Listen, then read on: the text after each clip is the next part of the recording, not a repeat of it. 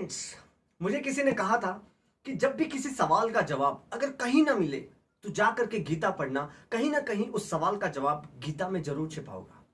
और आज के जो सबसे ज्यादा सवाल है जो लोगों के दिमाग में कि हमारी इकोनॉमी फिर से डेवलप हो पाएगी या नहीं हो पाएगी, बिजनेसेस फिर से रन हो पाएंगे या नहीं हो पाएंगे, पेमेंट रिकवरी वापस ऑन फ्लोर आ पाएगी या नहीं आ पाएगी। तो जब मैंने गीता पढ़ी तो मुझे एक कुदरत का एक नियम मिला। वो नियम मैं आप लोगों से शेयर करना चाहता हूं।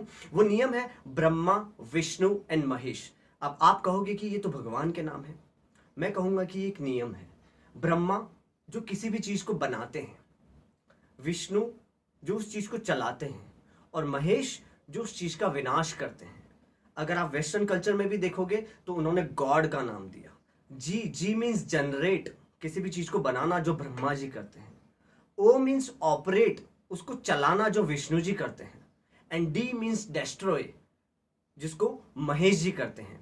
आज जो ये मैंने शर्ट पहना है वो कभी बना था, अभी ऑपरेट हो रहा है, चल रहा है, और कभी ना कभी इस शर्ट का विनाश होना है। तो लेकिन आफ्टर डेस्ट्रॉय व्हाट, विनाश के बाद क्या? तो जब मैंने इसमें देखा कि आप सोचो कि कभी आपने ब्रह्मा जी के बच्चों के बारे में सुना? नहीं, शायद नहीं।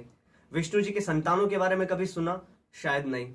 लेकिन महेश की संतान के बारे में हम सब जानते हैं, कार्तिकेय एंड गणेश।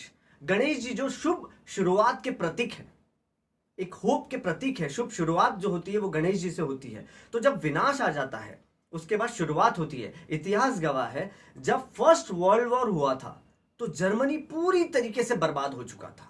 लेकिन जब सेकेंड वर्ल्ड वॉर हो रहा था तो जर्मनी सबसे ज्यादा पावरफुल कंट्री थी, लीडेड बाय हिटलर। जब सेकेंड वर्ल्ड वॉर हुआ तो जापान पूरी तरीके से बर्बाद हो चुका था। लेकिन आज आप देखेंगे तो सबसे ज्यादा टेक्नोलॉजी, सबसे ज्यादा इन्वेंशन और सबसे ज्यादा डेवलप अगर किसी कंट्री ने किया है तो वो जापान है।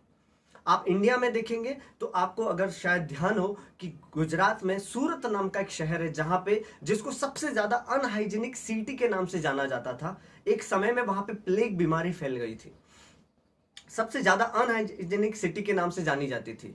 लेकिन उसके बाद अगर गुजरात में किसी सिटी ने सबसे ज्यादा डेवलप किया है तो वो सूरत ही है।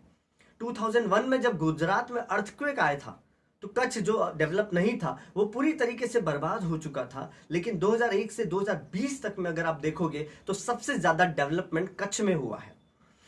तो इतिहास अगर आप देखोगे तो जब भी विनाश हुआ है उसके बाद एक रीसर्जन हुआ है, एक रीडेवलपमेंट हुआ है। तो अभी जितना भी विनाश हो रहा है, जितने भी लोग तकलीफ में हैं, जिनको लग रहा है कि इस बीमारी की वजह से उनकी सक्सेस रुक गई है, उनके काम रुक गए हैं, इकोनॉमी ब्रेक डाउन हो गई है, सब मंदी हो गई है, तो मैं आपको बता दूं कि वापस रीडेवलपमेंट, एक नया सर्जन होने वाला है।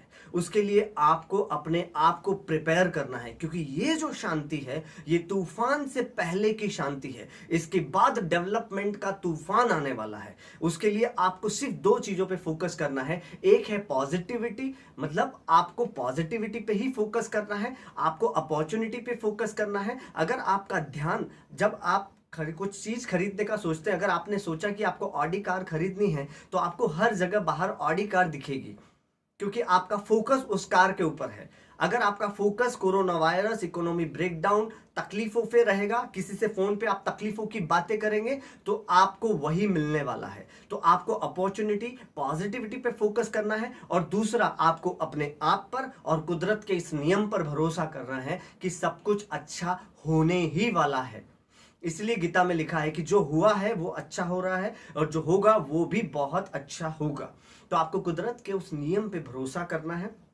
उसके बाद अपने आप को इसके लिए तैयार करना है, नई चीजें सीखनी है, लर्निंग पे ध्यान देना है। फिर देखो जब डेवलपमेंट का तूफान आएगा तो ये जितना बर्बाद हो रहा है, जितनी तकलीफें हो रही हैं, उससे 10 गुना ज्यादा हम सब लोग तरक्की करने वाले हैं। अगर आप इस चीज को बिलीव करते हैं और नहीं करते तो आज से बिलीव करना शुरू कीजिए। फिर देखो उस डेवलपमेंट के तूफान में हम सब लोग कैसे डेवलप करते हैं।